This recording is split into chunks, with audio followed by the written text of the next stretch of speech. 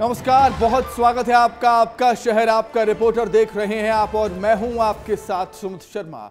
बात होगी सबसे पहले भगवान जगन्नाथ की रथ यात्रा की। आज पूरे देश भर में भगवान जगन्नाथ की रथ यात्रा निकल रही है। रायपुर के गायत्री नगर स्थित भगवान जगन्नाथ मंदिर में मुख्यमंत्री विष्णुदेव साय ने आरती और पूजन किया। उनके साथ कैबिनेट मंत्री रामविचार नेताम और सांसद ब्रजमोहन अग्रवाल भी मौजूद रहे। इसके बाद रायपुर के प्रमुख मंदिरों से रथ यात्रा निकलनी शुरू हो गई है। भगवान जगन्नाथ की रथ यात्रा धूमधाम से छत्तीसगढ़ में भी हर साल निकाली जाती है। और देखिए तस्वीरें, खूबसूरत तस्वीरें, गजब का उत्साह लोगों में, भक्तों में। भगवान जगन्नाथ के रथ को खींचने के लिए आतुर सब नजर आए। क्या कुछ माहौल है भगवान जगन्नाथ की इस रथ यात्रा को लेकर, कितने उत्साहित हैं लोग, उसे जानने के लिए सीधे आपको हम रायपुर लिए चलते हैं। हमारे सहयोगी नितेश गर्ग हमारे साथ जुड़ गए हैं। नितेश, जरा तस्वीरें दिखाइए, बताइए क्या कुछ हो रहा है, लोग कितने उत्साह हैं भगवान जगन्नाथ की इस रथ यात्रा को लेकर। नितेश। अरे जगन्नाथ के हाथ को जगत पसारे हाथ। सुमित देखिए, ये भगवान जगन्नाथ का रथ सज चुका है। भगवान जगन्नाथ खुद हैं जो कि जगत के स्वामी हैं। उनके साथ उनकी बहन माँ सुभद्रा हैं और बलदाऊ जी उनके भैया हैं। और ये रथ सज गया है। तमाम लोगों में उत्साह है। तस्वीरें दिखा रहा हूँ, बातचीत करूँगा, जानने की कोशिश करूँगा, समझने की कोशिश करूँगा। कुछ लोग यहाँ पर हैं, क्या कुछ है, कहाँ तक ले जाएंगे, क्या यात्रा है यहाँ से भगवान को? मैं तो पहली बार आया अभी। अब भगवान खुद चाहेंगे, जहाँ जाना चाहेंगे वो वही जाएंगे और कोई इनको रोक नहीं सकता। कैसा महसूस हो रहा है? बहुत अच्छा महसूस हो रहा है। क्या कह रहे हो दादा? बहुत अच्छा महसूस हो रहा है। हाँ? जगन्नाथ है, प्रभु जी के दर्शन हो पूरा गए? पूरा पूरा रथ खींचोगे?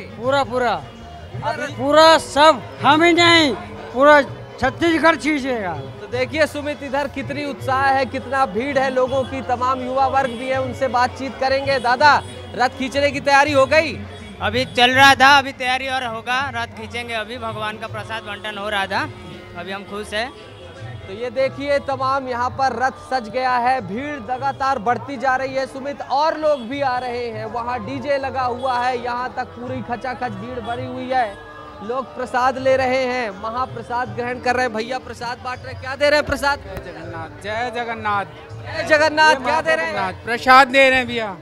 क्या है इस प्रसाद में? गजामुंह बोलते हैं इसको, गजामुंह। ये साल में कोई बांटे जाते हैं। ये महाप्रसाद है, इसमें तत्व गुण मिला हुआ है। ये सर्दी, जैसे भगवान विश्राम हुए थे ना, 15 दिन के लिए बीमार हुए थे, तो इनको ठीक करने के लिए इस प्रसाद को दिया जाए। अच्छा, तब से ये प्रमाणिकता है। बीमार थे भगवान सुमित, अब ठीक हो जाएंगे। इस गजा मूंग को खाकर देख लीजिए कि किस तरह से भगवान के लिए श्रद्धावश भक्त भोग लगा रहे हैं, प्रसाद दे रहे हैं, अपने साथ सबको खिला रहे हैं। और ये कहाँ तक अब ले जाएंगे, कहाँ से कहाँ तक? पारा से होते हुए, आजाद चौक होते हुए, मंगल बाजार होते हुए, लाखे नगर से टिल्लू चौक के पास टिल्लू होटल के साइड में बैठेंगे हर साल। फिर वहीं पे भगवान जी कितने दिन के लिए बैठे? ये 15 दिन के बैठे ना, ये 15 दिन के लिए, 15 दिन के लिए बैठते हैं। वहाँ जाएंगे। मौसी के लिए- पंडित जी हमारे साथ है। पंडित जी, वो नहीं सुनने वाले हैं, अभी नहीं चढ़ सकते आप। पंडित जी, पंडित जी,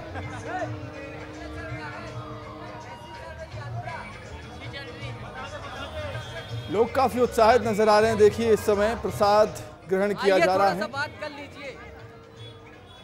जी बताइए। प्रभु का मस्त सुंदर मंगलमय यात्रा चल रही है। लोगों का भीड़ बहुत है, उद्भट वृद्धार चल रही है।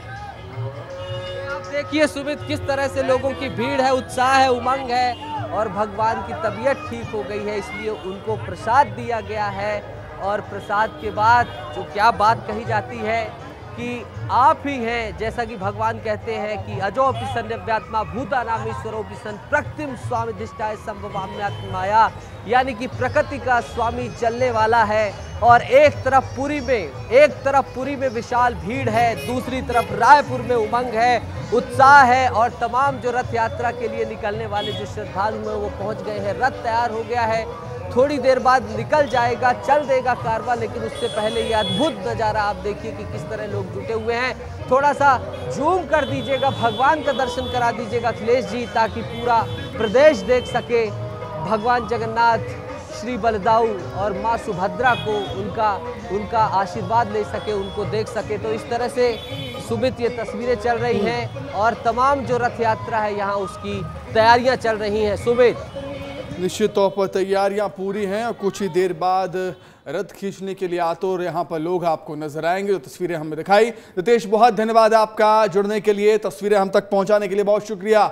आगे बढ़ते हैं। गौरला पेंड्रा मरवाही जिले में अधिकारियों की मनमानी और पद के दुरुपयोग के मामले में शांत होने का नाम नहीं ले रहा। जो पद के दुरुपयोग का मामला है वो शांत होने का नाम नहीं ले रहा। ताजा मामला पंचायत विभाग से सामने आया, जहां लगातार पंचायत विभाग के अधिकारी ने मनमाने तरीके से जिले के लाखों मकानों में नंबरिंग कराने का आदेश जारी कर दिया। बिना किसी सरकारी नियम के गाँव के भोले भाले लोगों से मार्कर से नंबर लिखकर प्रति मकान 50 रुपए की वसूली की जा रही है। वहीं इस मामले में बात करने पर फोन पर डीआईडीए के.पी. तेंदुलकर अब बचाव में तर्क देते हुए नजर आ रहे हैं। पंच के साथ आते थे, 2 लोग थे और इधर आसपास घरों में लगभग नंबरिंग हो चुका है। वार्ड क्रमांक 5 में वहाँ सभी घरों में प्रत्येक राशन कार्ड के अनुरूप एक मकान क्रमांक दे रहे थे। और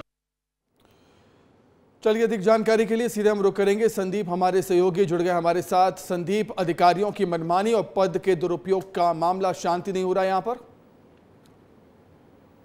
जी, आपको बता दूं कि गौरला पेंड्रा मरवाही जिला बने लगभग 4 साल का समय बीत चुका है और यहाँ अधिकारियों के मनमाने आदेश के मामले लगातार सामने आ रहे हैं। अभी ताजा मामले में डीआरडीए ने अपने अधीन जनपद पंचायतों के माध्यम से आदेश किया कि प्रत्येक गांव में नंबरिंग कराई जाए। जब डीआरडीए से इस विषय में हमने जानना चाहा कि किस तरह किस नियम के तहत के आदेश के तहत मतलब ऐसा किया गया है, तो उन्होंने एक क्या कहा कि गांव के किसी मांग के आधार पर इस तरह का आदेश किया गया है और हमने यह आदेश द्वारा रूप से नहीं किया था कि जो ग्रामीण चाहे वही नंबरिंग कराना चाहे वही करा सकता है, सबके लिए मतलब अनिवार्य नहीं था नंबर। लेकिन जिनके माध्यम से वसूली की जा रही है वे लोगों को डरा धमका के इस तरह के आदेश देना कि अगर नंबरिंग नहीं कराएंगे तो शासन की योजनाओं का फायदा उनको नहीं मिलेगा और इस तरह के मतलब इसको मतलब गलत जानकारी देकर एजेंसी मतलब प्रत्येक ग्रामीण से 50 रुपए वसूल रही है। जी ठीक है, बहुत शुक्रिया आपका जुड़ने के लिए, तमाम बातचीत के लिए संजय, बहुत धन्यवाद आपका संदीप। आगे बढ़ते हैं। अब खबर गरियाबंद से है, जहां पर उदंती सीता नदी अभ्यारण्य के तौरेंग रेंज में अतिक्रमण हटाने पर रेंजर समेत वन अमले को बंधक बनाकर पिटाई करने के मामले में पुलिस ने बड़ी कार्रवाई की है।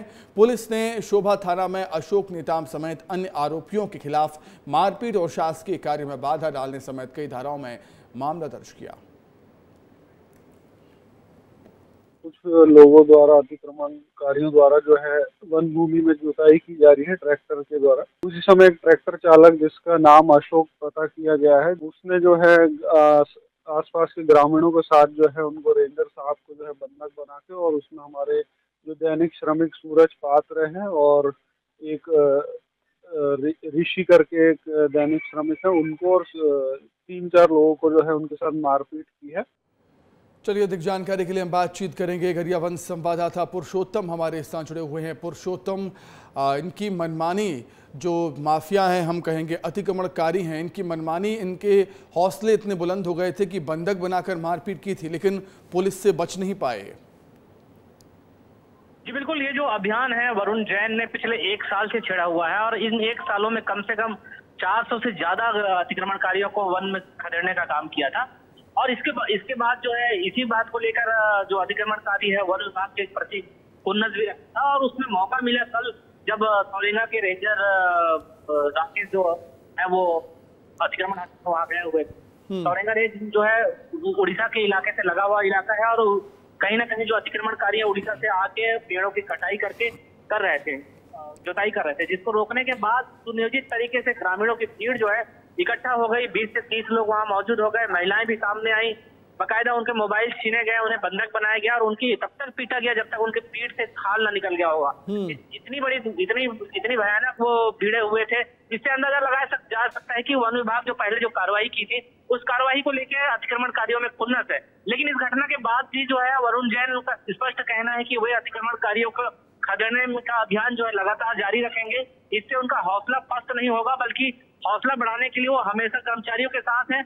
घटना के बाद भी वरुण जैन लगातार नहीं, लेकिन पुरुषोत्तम सवाल ये उठता है कि जब अतिक्रमणकारियों ने रेंजर समेत वन अमले को बंधक बनाकर पीटा है, इसका मतलब ये हो सकता है कोई संरक्षण उनको प्राप्त हो, तभी इनके हौसले इतने ज़्यादा बुलंद हो जाते हैं, तभी इनको इतना बल मिलता है कि वन अमले को, रेंजर को बंधक बनाकर ये पीट रहे हैं। जी देखिए, ये जो इलाका है बिल्कुल माओवादी प्रभावित इलाका है, लेकिन प्रथम दृष्टया यही माना जा रहा था कि माओवादी भी हो सकते हैं इनके पीछे। लेकिन कहीं ना कहीं जब माओवादी जो है लगातार अतिक्रमणकारियों को हटाने के लिए वो भी भिड़े हुए थे, क्योंकि उनको एक माकूल जगह मिल रहा था जंगल जो है, और जंगल सिमटने के कारण इसमें वो फिट नहीं बैठ रहे थे। इसके कारण अब ये कहा जा रहा है कि राजनीतिक वरदहस्त प्राप्त कुछ लोगों के नाम जो है तो वन विभाग ने चिन्हांकित कर दिया है, जो पहले से भी काफी वन विमुख के गलत तरीके से अपने में काबिज किया है। इन पर भी कार्रवाई करने की तैयारी कर रही है। वन विभाग को ये जरूर पता चल गया है कि इस घटना के पीछे किस पॉलिटिकल लीडर का हाथ है, और वो ऐसे पॉलिटिकल लीडर या फिर ऐसे ब्रोकर जो वन जंगल के अंदर रहकर इस तरह से काम को अंजाम भी देते हैं। ठीक है, चलिए ठीक है पुरुषोत्तम, बहुत शुक्रिया। पुरुषोत्तम, बहुत धन्यवाद जुड़ने के लिए, तमाम जानकारी, बातचीत के लिए बहुत धन्यवाद आपका। अब आगे बढ़ते हैं। अंबिकापुर से खबर है। अंबिकापुर के सरगुजा में जंगली हाथियों ने उत्पात मचा रखा है, ग्रामीणों का जीना बेहाल कर रखा है। ग्रामीण हाथियों के आतंक से रात भर जागने को मजबूर हैं, कोई उनके पास विकल्प नहीं बचता। दरअसल मैनपाट वन परिक्षेत्र में पिछले 10 दिनों से हाथियों के आतंक ने कई ग्रामीणों के घरों को तोड़ दिया, तहस नहस कर दिया, फसलों को चौपट कर दिया, जिसकी वजह से शाम ढलते ही ग्रामीण दहशत में आ जाते हैं, अपने आशियाने की तलाश में निकल पड़ते हैं। अपने और वन विभाग द्वारा तय किए गए निर्धारित सरकारी भवन की छत के ऊपर सोने के लिए ग्रामीण मजबूर है। हाथियों का आतंक इतना ज्यादा है। मैं जब से यहाँ प्रभार लिया हूँ, लगातार रोज दिन मटा रहा हमारी टीम जो है भ्रमण कर रही है, वो क्या प्रचार प्रसार किया रहा है टीम के द्वारा, और जो है मुनादी करवाया जा रहा है, और जिसका घर जो है क्षतिग्रस्त हुआ है, हाथी तोड़ा है, उनको तिरपाल दिया जा रहा है। पूरा फसल धान लगा था, वो पूरा फसल खा दिया हाथी। कुछ व्यवस्था नहीं है। अभी 5-4 बजेगा, इसके बाद खाना बनाएंगे, खाएंगे तो खाएंगे, नहीं भात डोह के अपन भाग जाएंगे यहाँ से। तो यही मकान है ना पक्का का, इसी छत पर हम चढ़ जाते हैं रात को। अधिक जानकारी के साथ दिलीप जायसवाल अंबिकापुर संवाददाता जुड़े हुए हैं फोन पर। दिलीप, हाथियों का आतंक छत्तीसगढ़ की कोई नई समस्या तो है नहीं, काफ़ी पुरानी समस्या है, लेकिन वन विभाग के पास, वन अमले के पास इस समस्या से निपटने के लिए कोई प्लान नज़र नहीं आता, क्योंकि लगातार हाथियों के आतंक से लोग दहशत में रहते हैं और काफ़ी नुकसान होता है उनका। जी बिल्कुल, आपने सही कहा। सरकार ने लेमरू प्रोजेक्ट एक शुरू किया था, लेकिन लेमरू प्रोजेक्ट पर कोई काम नहीं हुआ। 2000 हेक्टेयर जमीन को इसके लिए आरक्षित किया गया था। माफ करेंगे, 2000 किलोमीटर एरिया था, सरगुजा, कोरबा और रायगढ़ का एरिया था, इसको लेमरू प्रोजेक्ट के रूप में विकसित करना था, जहां पे हाथियों का रहवास क्षेत्र विकसित करना था। लेकिन वो काम पिछले 5-10 सालों से नहीं हो पाया है, और यही वजह है कि जो हाथी हैं वो अब रिहायशी इलाकों में पहुंच रहे हैं। आप मैनपाट का जहाँ की हम बात कर रहे हैं, यहाँ पे लोग शाम 4 बजे 5 बजे के बाद अपना खाना, रात का खाना इस शाम 5 बजे ही खा ले रहे हैं, क्योंकि रात में इनको खाने का मौका नहीं मिलता, क्योंकि हाथी पहुंच जाते हैं गांव में और फिर इनको इधर उधर भागना पड़ता है। और सबसे बड़ी बात है, ये बरसात का समय है, और बरसात के समय पर हाथी इनका मकानों को तोड़ दे रहे हैं, तो लोग मतलब आप समझ सकते हैं कि कैसा इनका जिंदगी होगा, क्योंकि बरसात जब होता रहता है रात में लोगों को भागना पड़ता है घर छोड़ के। लेकिन उसके बाद भी अभी तक जो वन विभाग है उसके पास भी कोई ठोस उपाय नहीं दिख रहा है, और नहीं सरकार इस दिशा में कोई ठोस पहल कर पाई है।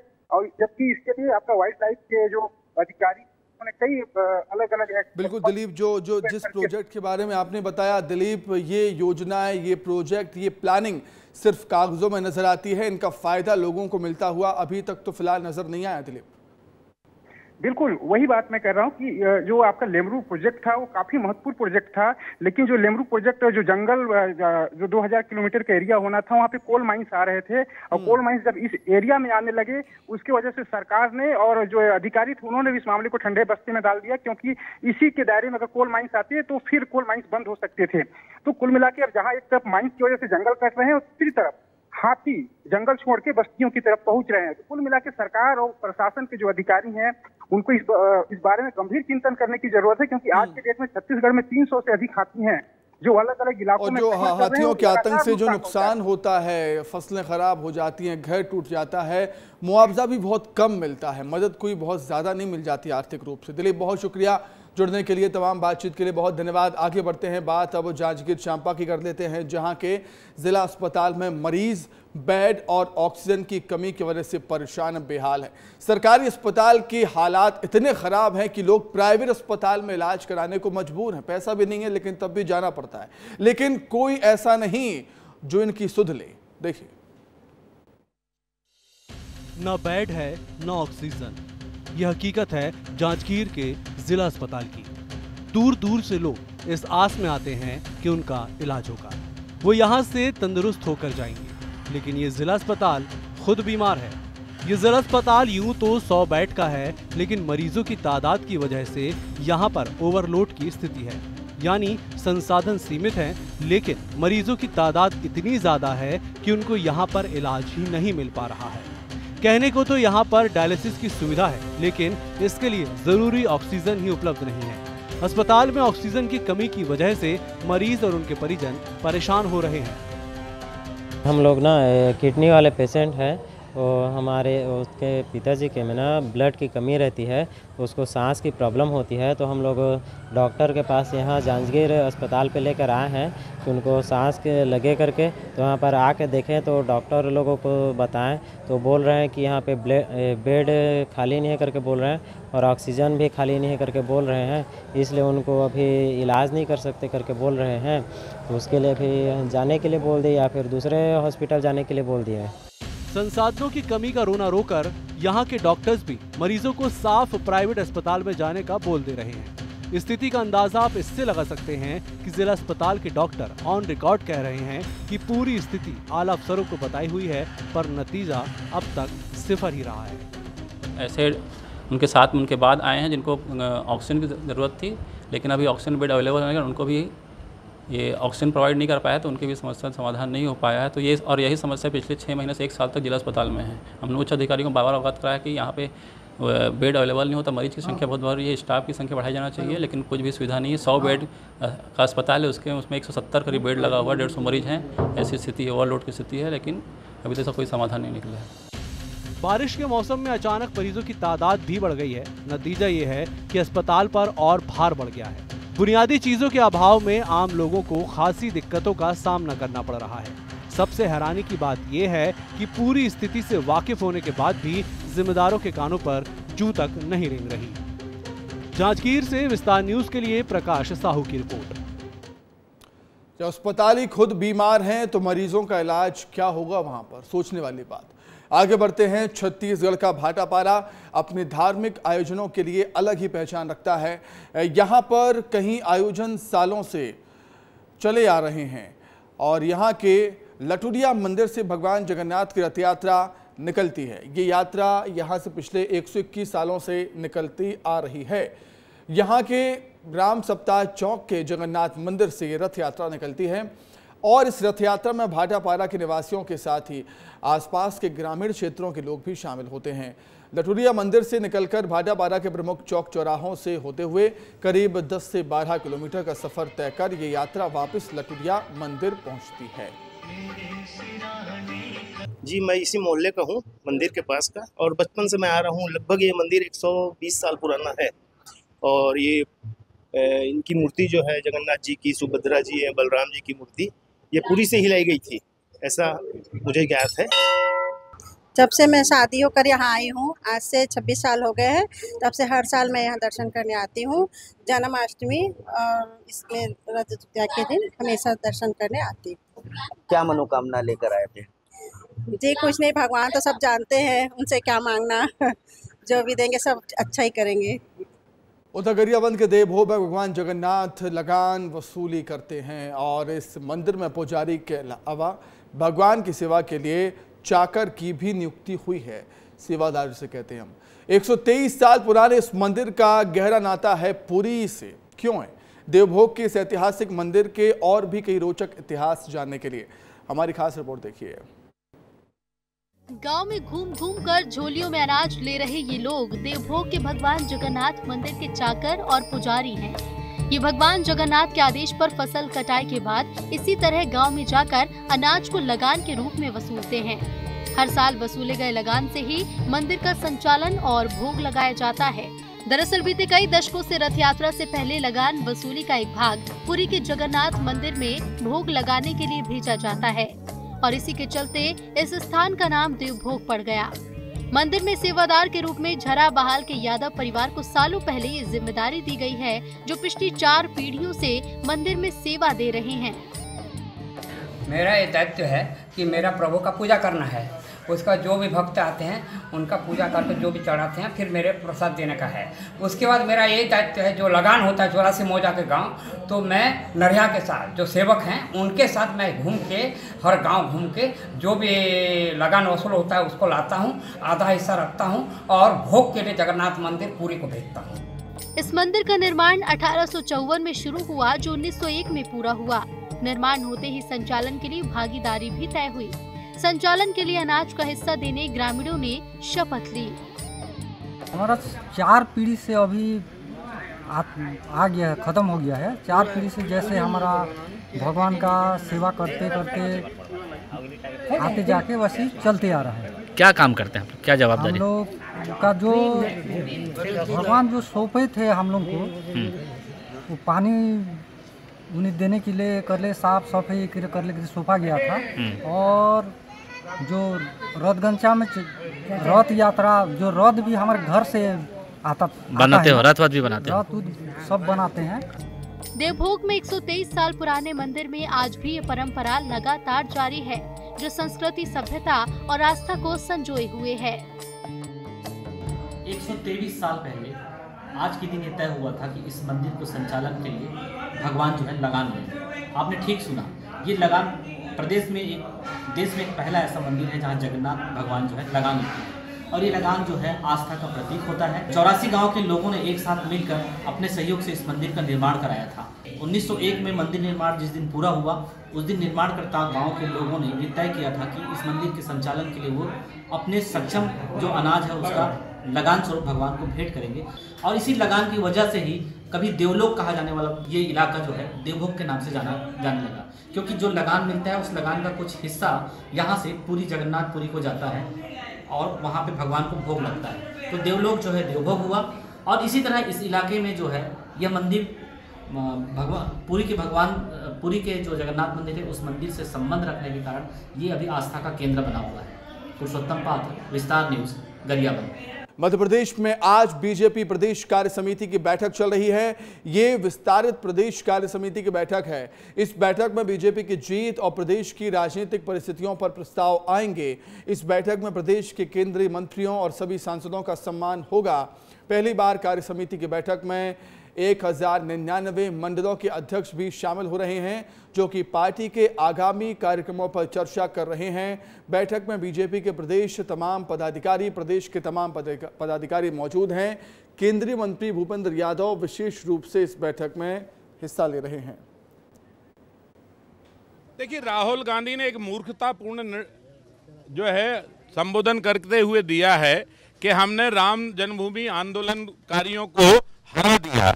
मैं राहुल गांधी जी को बता देना चाहता हूं कि राहुल गांधी, तुम्हारी दादी श्रीमती इंदिरा गांधी, तुम्हारे पिताजी श्रीमान राजीव गांधी, इनने भी बार बार राम जन्मभूमि के आंदोलन को कुचलने की कोशिश की, लेकिन न राम भक्त उनसे डरे, न राम भक्तों को वो कुचल पाए।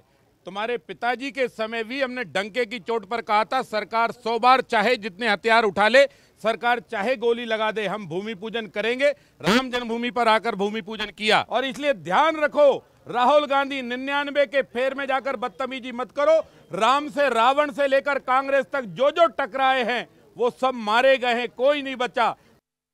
विस्तारित कार्य समिति की बैठक का आधा दिन गुजर चुका है। तस्वीर क्या है ये थोड़ा सा बताइए, फिर पहला राजनीतिक जो प्रस्ताव पास हुआ उस पर भी बात करेंगे। भारतीय जनता पार्टी की ये विस्तारित कार्य समिति हम सबके लिए बहुत महत्वपूर्ण के साथ बहुत आनंद का और गौरव का एक पल है, क्योंकि प्रदेश में सरकार बनाना तो एक विषय है, पर उससे भी बड़ी बात है 29 में से 29 सीटों का रिकॉर्ड स्थापित करना। अब जिस रिकॉर्ड को तोड़ने की गुंजाइश ही नहीं है, उस रिकॉर्ड को संभालना ही है, उसकी बराबरी की जा सकती है, उससे आगे बढ़ा नहीं जा सकता। और ऐसी परिस्थिति में हमारे प्रधानमंत्री मोदी जी ने तीसरी बार इस देश के प्रधानमंत्री की जिम्मेदारी मिली है, उन्हें संभाली है, उन्होंने जनता ने विश्वास की मोहर लगाई है। राम मंदिर को लेकर लगातार विपक्ष जो है हमलावर होता है, वो ये मानने को तैयार नहीं कि राम मंदिर जो है मुद्दा भी है, और वो ये भी कह रहा है, जो हालिया बयान आया फैजाबाद को लेकर, कि राम मंदिर तो बुरी तरह से जो है भाजपा से छूट गया है। राम मंदिर राजनीतिक मुद्दा तो हमारे लिए भी नहीं है, वो आस्था का विषय है, अस्मिता का विषय है, देश की पहचान का विषय है और देश की सांस्कृतिक राष्ट्रवाद का एक प्रकार से एक बहुत बड़ा केंद्र बिंदु है। जीत के अगले ही दिन हमें दिया कि एक पौधा माँ के नाम, प्रकृति के प्रति जवाबदारी, ये हम सब यहाँ से लेकर जा रहे हैं, एक संकल्प, एक जिम्मेदारी। सुना आपने अर्चना जी को कह रही है एक संकल्प के साथ हम सब जा रहे हैं, और मोदी जी का जो लक्ष्य है, मोदी जी की जो नीतियां हैं, उनको हम जो है कहीं ना कहीं जनता के बीच लेके जाएंगे। ये आत्मविश्वास हमारे साथ रहेगा। श्याम सिंह तोमर, कैमरा पर्सन दीपक के साथ, विस्तार न्यूज़ के लिए। उधर मध्य प्रदेश के वित्त मंत्री जगदीश देवड़ा का कहना है कि कार्य समिति की बैठक हो रही है, जिसमें पार्टी के तमाम नेता मौजूद हैं। देवड़ा के मुताबिक आलाकमान से सलाह मशवरा कर आगे की रणनीति तैयार की जा रही है। शीर्ष नेतृत्व का काम है और यशस्वी मुख्यमंत्री डॉक्टर मोहन यादव जी का विशेषाधिकार है। ये रूटीन हमेशा जो एक निरंतर जो बैठक होती है प्रदेश कार्य समिति, राष्ट्रीय कार्य समिति, उसी कड़ी में आज मध्य प्रदेश की प्रदेश कार्य समिति है। हमारे राष्ट्रीय नेतृत्व भी आएंगे, मार्गदर्शन देंगे और आने वाले समय में हमारा संगठन और मजबूत हो, सरकार हमारा बेहतर काम करे, उस पर विचार विमर्श करें।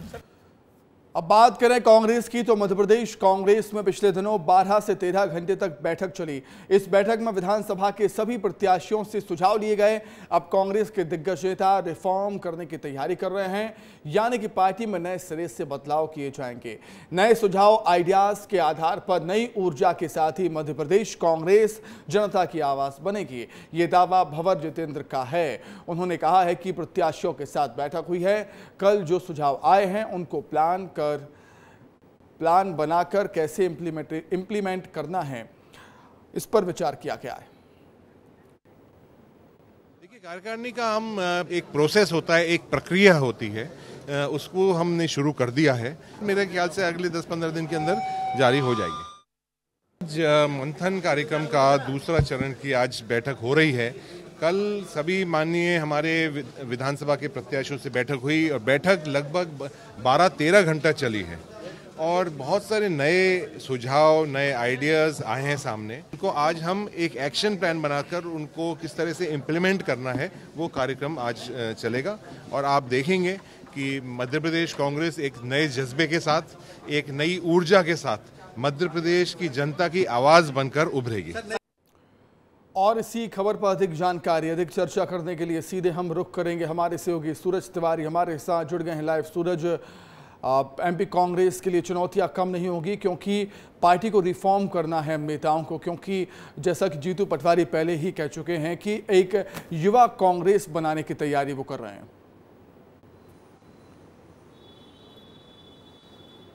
निश्चित तौर पर सुमित, कांग्रेस के लिए चुनौतियां कम नहीं हैं, लेकिन उस चुनौतियों से कैसे निकले और किस तरह से कांग्रेस की नई कार्यकारिणी का गठन होगा, उसी को लेकर लगातार मीटिंग हो रही है। आज की मीटिंग की अगर बात करें सुमित, तो अभी भी मीटिंग कांग्रेस की चल रही है और राउंड टेबल मीटिंग हो रही है, जिसमें कांग्रेस के तमाम दिग्गज नेता मौजूद हैं। खुद पूर्व मुख्यमंत्री दिग्विजय सिंह और प्रदेश प्रभारी भंवर जितेंद्र सिंह, प्रदेश अध्यक्ष जीतू पटवारी, तमाम दिग्गज नेताओं की मौजूदगी में मीटिंग चल रही है। हारे हुए वो प्रत्याशी भी आए हैं जो लोकसभा चुनाव में हारे, विधानसभा चुनाव में हारे, तमाम प्रत्याशी हैं और उनसे चर्चा करके यही बातचीत की जा रही है कि कैसे जो नई कार्यकारिणी कांग्रेस की बनाई जाए वो कैसी हो।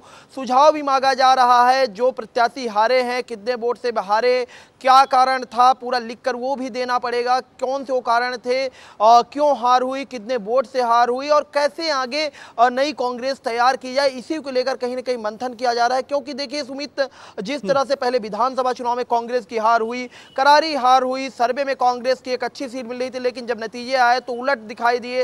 लोकसभा चुनाव में कांग्रेस को एक भी सीट नहीं मिली, तो कहीं ना कहीं कांग्रेस को नए सिरे से तैयार करने के लिए लगातार तमाम दिग्गज नेता जुटे हैं और कांग्रेस के जो प्रदेश प्रभारी है और कांग्रेस जो तमाम बिल्कुल नेता वो ये भी नए कह रहे सिरे हैं से कि तैयार जिन्होंने करने के लिए कांग्रेस में किया क्या है, कई चुनाव के और दरमियान बड़े उनमें बदलाव एक्शन हो लिया सकते हैं। सूरज, हम देख रहे हैं लगातार बदलाव के दौर से कांग्रेस गुजर रही है। आने वाले समय में और भी क्या बदलाव कांग्रेस में हो सकते हैं, क्या इसके संकेत भी मिल रहे हैं सूरज? निश्चित तौर पर सुमित, देखिए बदलाव होना तो लाजमी है। बदलाव इसलिए भी होगा क्योंकि जो तमाम बड़े नेता हैं, चाहे भंवर जितेंद्र सिंह हो, जीतू पटवारी हो, ये जितने बड़े नेता हैं वो लगातार ये कहते हुए आए हैं कि हम लगातार मंथन करेंगे, फिर उसके हिसाब से एक्शन लेंगे। साथ में ये भी कहते आए हैं कि जिन्होंने चुनाव के दरमियान भीतरघात किया है, अच्छे से कांग्रेस पार्टी में तो रहे लेकिन कांग्रेस के जो प्रत्याशी रहे उनका साथ नहीं दिया, उन पर एक्शन लिया जाएगा। और युवा कांग्रेस खड़ी करने की तैयारी तो पहले ही जीतू पटवारी कह चुके हैं कि युवा कांग्रेस को खड़ी किया जाएगा। एक यूथ कांग्रेस मतलब युवा कांग्रेस, जो तमाम नेता होंगे यूथ जो हैं उनको जिम्मेदारियां दी जाएंगी। तो बदलाव तो निश्चित है और बदलाव आने वाले 15 दिनों में, क्योंकि भंवर जितेंद्र सिंह कह रहे हैं कि आने वाले 15 दिनों में नई कार्यकारिणी कांग्रेस की देखने को मिलेगी। तो आने वाले 15 दिनों में कई बदलाव कांग्रेस के अंदर देखने को मिल सकते हैं। कई ऐसे नेता होंगे जिन्हें बड़े प्रभार भी मिल सकते हैं। तो देखने वाली बात होगी सुमित कि कैसी नई कांग्रेस खड़ी होती है, कैसी नई कांग्रेस तैयार होती है और आगे कांग्रेस की जो स्ट्रेटजी है देखने वाली बात होगी कि कांग्रेस का जो नया स्वरूप होगा, संरचना होगी, स्ट्रक्चर होगा, ढांचा होगा, वो कैसा होने वाला है। बहुत धन्यवाद सूरज जुड़ने के लिए। आगे बढ़ते हैं, अब बात करेंगे डेंगू के डर की। इंदौर में बढ़ते डेंगू के मरीजों को लेकर स्वास्थ्य विभाग अलर्ट है, तो वहीं स्वास्थ्य विभाग अब लार्वा मिटाने के लिए, डेंगू का लार्वा मिटाने के लिए नई पहल करने जा रहा है। यानी कि अब ड्रोन के जरिए डेंगू को खत्म किया जाएगा। इंदौर में की जाने वाली इस नई पहल को जानने के लिए हमारी ये खास रिपोर्ट देखिए कि आखिर प्लान क्या है इंदौर में डेंगू को खत्म करने का। इंदौर में डेंगू के मरीजों को लेकर स्वास्थ्य विभाग अलर्ट मोड पर है, तो वहीं स्वास्थ्य विभाग अब लार्वा मिटाने के लिए नई तकनीक का इस्तेमाल करने जा रहा है। इंदौर में अब हाईटेक ड्रोन्स के जरिए ऐसी जगह पर जाकर लार्वा नाशक दवाई का छिड़काव किया जाएगा जहां कर्मचारी नहीं पहुंच पाते। दरअसल पानी में पनपने वाले मच्छर द्वारा अंडे देने पर पहले लार्वा पनपता है, फिर मच्छर बन जाता है। लार्वा को छोटे छोटे कीड़ों के रूप में पानी में तैरते हुए देखा जा सकता है। एडिस मच्छर की क्षमता 400 मीटर तक उड़ने की होती है। इससे प्रभावित क्षेत्र में सतर्कता जरूरी हो जाती है क्योंकि ये जानलेवा हो सकता है।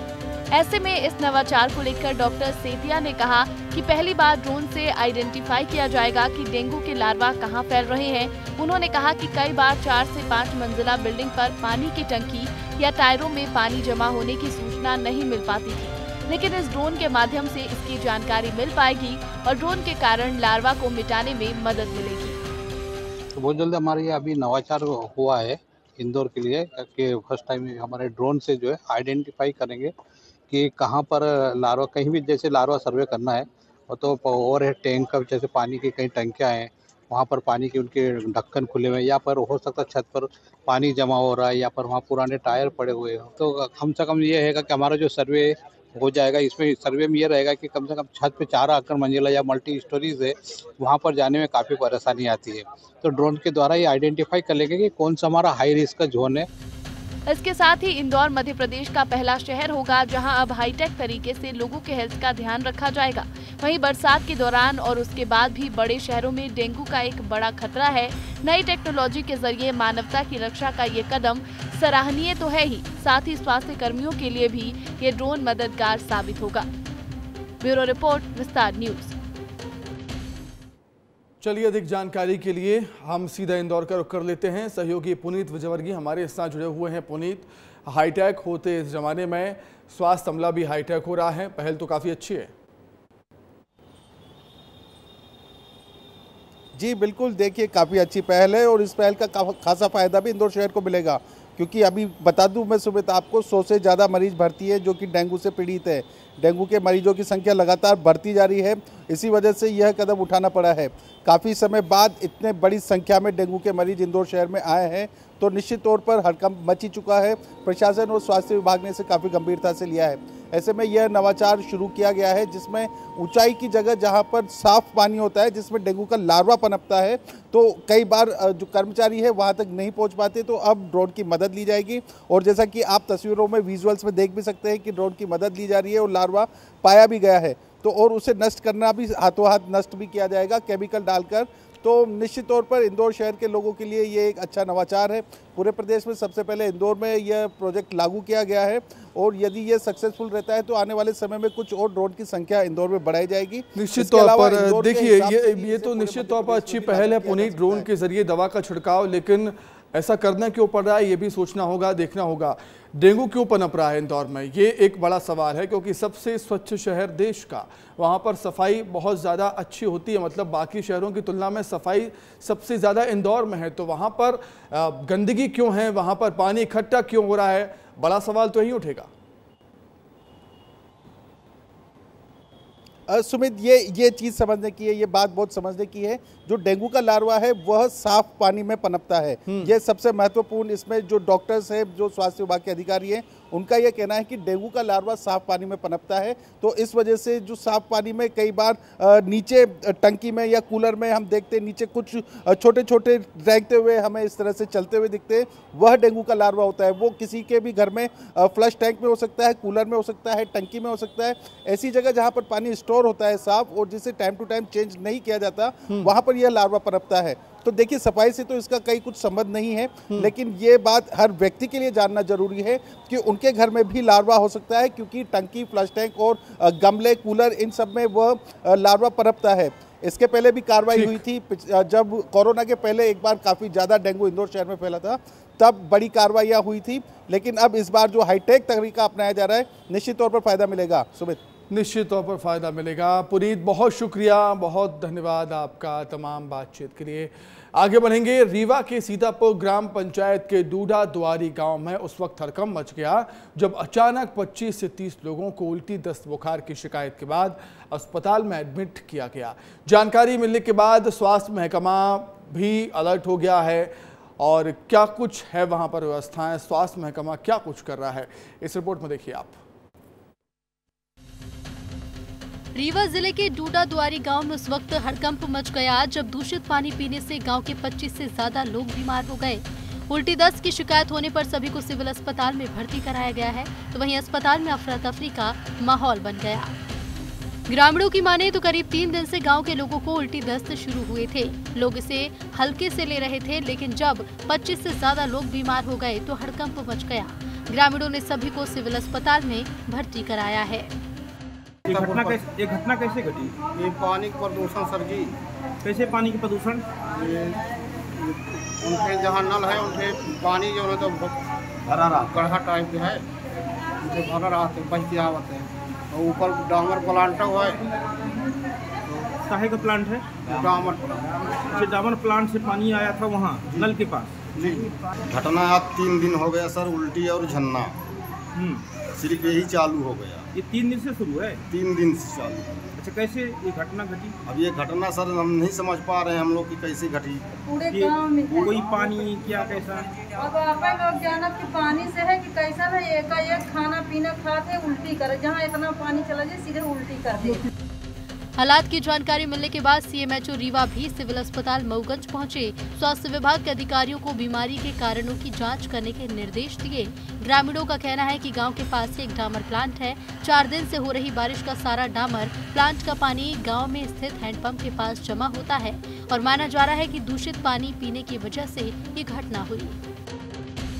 रीवा जिले के डूडा दुआरी गांव की तस्वीरें आपने देखी। 25 से ज़्यादा लोग दूषित पानी पीने से बीमार हो गए। ये तो वो आंकड़े हैं जो अस्पतालों में भर्ती हुए हैं। अभी बहुत सारे लोग गांव के ऐसे भी हैं जो घरों में उपचार करा रहे हैं, लेकिन एक बड़ी लापरवाही भी कही जा सकती है। ऐसा इसलिए क्योंकि पास में ही डामर प्लांट था जिसका पानी हैंडपंप पर आता था, लेकिन प्रशासन ने कोई शुद्ध खबर नहीं ली। ग्रामीणों ने कहा कि इसकी शिकायत भी की गई, लेकिन प्रशासन मूक बधिर बना बैठा रहा। लेकिन तस्वीरें और भी आपने देखी है। सिविल अस्पताल की तस्वीरें देखी जहां पर एक बेड पर 2 से 3 बच्चे उपचार करा रहे हैं। ये जो तस्वीरें हैं ये चिंताजनक है, ये चिंता बढ़ाती हैं आपकी और हमारी भी। फिलहाल प्रशासन सक्रिय हुआ है और उपचार की तमाम व्यवस्थाएं कराई जा रही हैं। वीडियो जर्नलिस्ट आशुतोष के साथ विवेक तिवारी, विस्तार न्यूज। फिलहाल क्या कुछ हालात है वहां पर जानने के लिए सीधे रीवा का रुख कर देते हैं। विवेक तिवारी हमारे सहयोगी हमारे साथ जुड़ गए हैं। विवेक, जो अस्पताल में एडमिट हैं उनका क्या कुछ हालात है और स्वास्थ्य महकमा क्या कुछ कर रहा है अभी इससे निपटने के लिए, इस बीमारी को कंट्रोल में करने के लिए?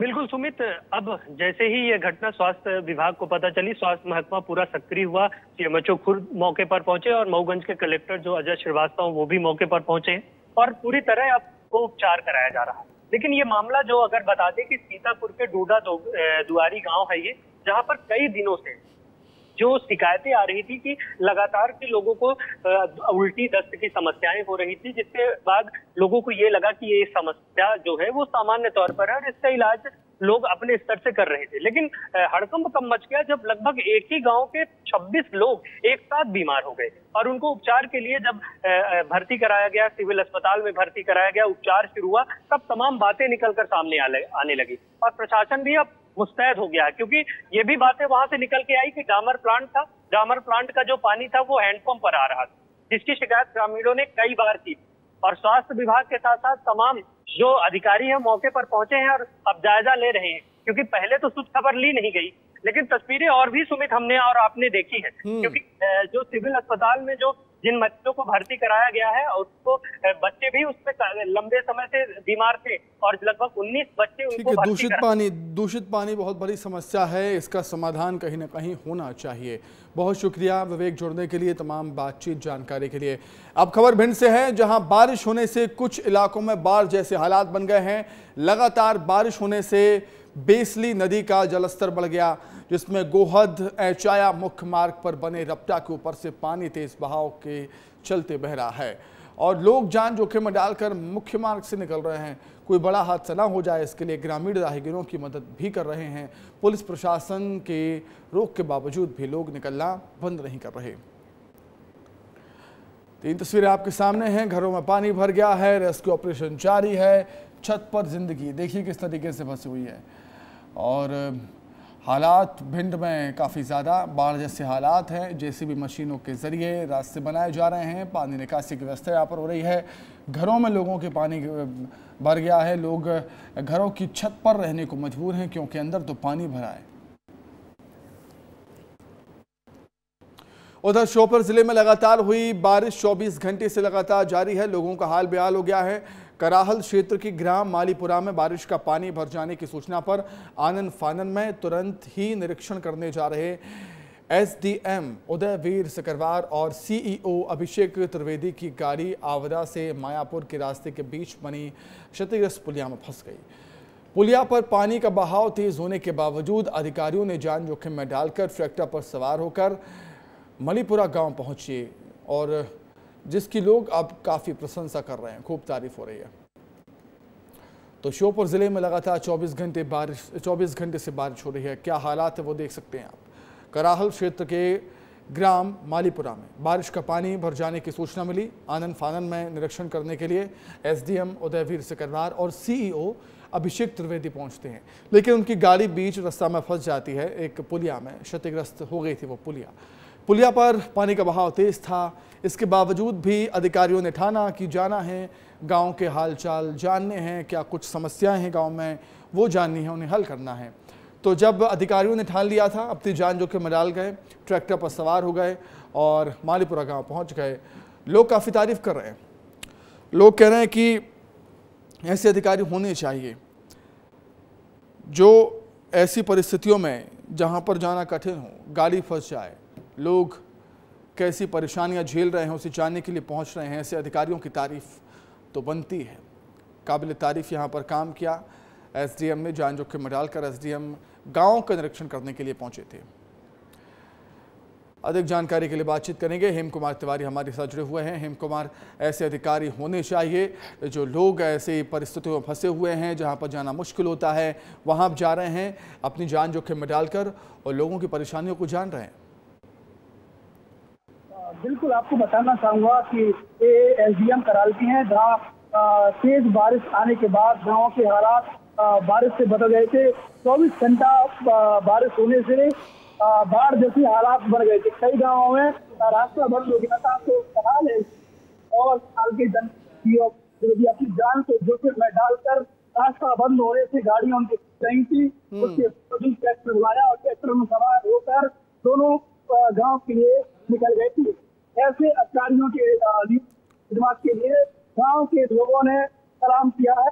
तो बता दीजिए श्योपुर के तहसील में पदस्थ है, जहाँ एसडीएम और जनपद की अपनी जान की परवाह न करते हुए ग्रामीणों का हाल चाल जानने के लिए वो मौके पर निकल गए थे। रास्ता टूट जाने के बाद, रास्ता बंद हो जाने के बाद वो अपनी जान की परवाह न करते हुए ट्रैक्टर में सवार होकर वो गांव के लिए निकल गए, जहाँ जाकर उन्होंने निरीक्षण किया और गांव में जो पिछले वर्ष पानी से जो मकान और घर और जो ठीक है। बिल्कुल हिम कुमार, आपके पीछे की तस्वीर देखकर हम अंदाजा लगा सकते हैं, समझ सकते हैं कि क्या कुछ हालात वहां पर बने हुए हैं। बहुत धन्यवाद आपका जुड़ने के लिए, तमाम बातचीत के लिए आपका बहुत शुक्रिया। आगे बढ़ेंगे, मुरैना के हाल भी जान लेते हैं, जहां पर लोग नरकी जीवन जीने को मजबूर हैं। यहां मृत लोगों की अंतिम यात्रा निकालने के लिए संघर्ष करना पड़ रहा है। पहली ही बारिश में प्रशासन और निगम के दावों की पोल खोलती इस रिपोर्ट को देखिए आप। ये तस्वीरें मुरैना जिले के चौरा रोड वार्ड क्रमांक 47 मथुरा मार्केट की हैं। यहाँ प्रशासन की व्यवस्था, निगम की तैयारियों और विकास के दावे महज दावे ही नजर आते हैं। पहली ही बारिश में हालात ये है कि जीवित तो जीवित, मरने के बाद की अंतिम यात्रा भी लोगों को चैन की नहीं मिल पा रही है। यहाँ लोग जीते जी नरक सी जिंदगी जीने को मजबूर हैं। पहली ही बारिश से गलियां दलदल में तब्दील हो चुकी हैं।